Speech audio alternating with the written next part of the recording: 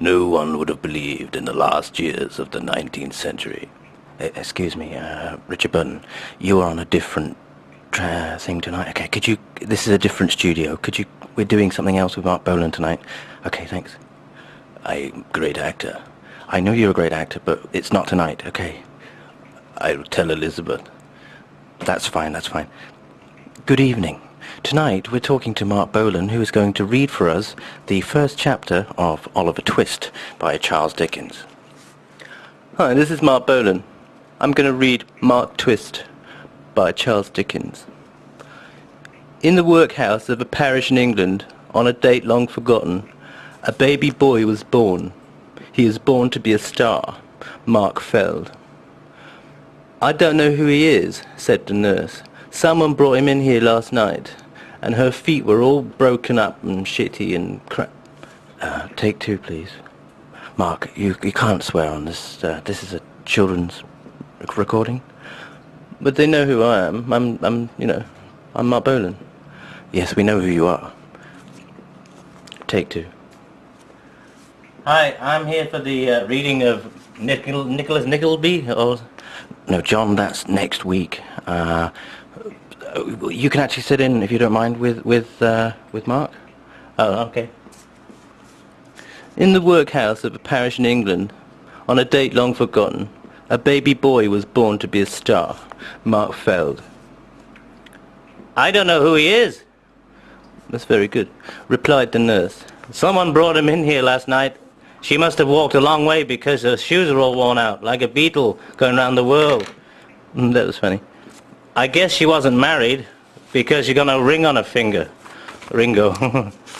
Oh, hold on. Of the workhouse people who looked after him, he was taken to another one with 25 other children. I think you're reading my part now, John. I think so.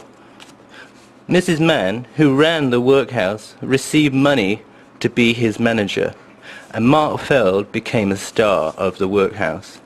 He was again taken to another workhouse where he met Mr. Bramble. Well, you're only right. Mr. Bramble was the manager of the Beatles in 1964. He was the one that was on the train. You know, the old guy on the train? Remember that? Oh, yeah, he played Paul's part. The grandfather. That's not your grandfather. I've seen your grandfather. He lives in your house. Oh, hi, George.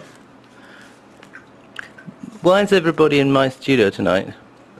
No one would have believed in the last years. You go away, you stupid Welshman. Anyway, he's too old to stay here, said Mrs. Mann. I have to take him back to the workhouse where he was born to be a star. So Oliver was given a slice of bread and a Gibson and taken away.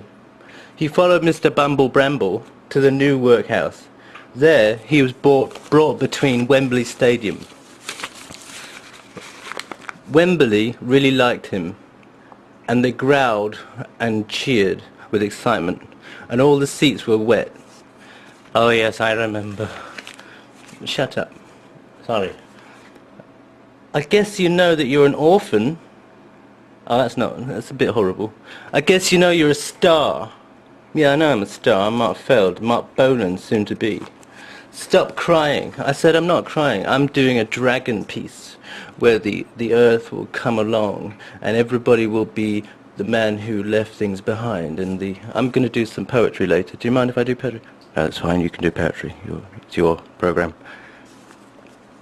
No one would have believed it. Will you go away, please? You're really annoying me. Go and have sex with Elizabeth. Right. Oliver cried. No, he didn't cry. Mark cried. He cried a lot because he had this beautiful Gibson guitar that got broken by some fucking asshole. Oh yeah, it happened to me. I think Paul got his bass broken by somebody.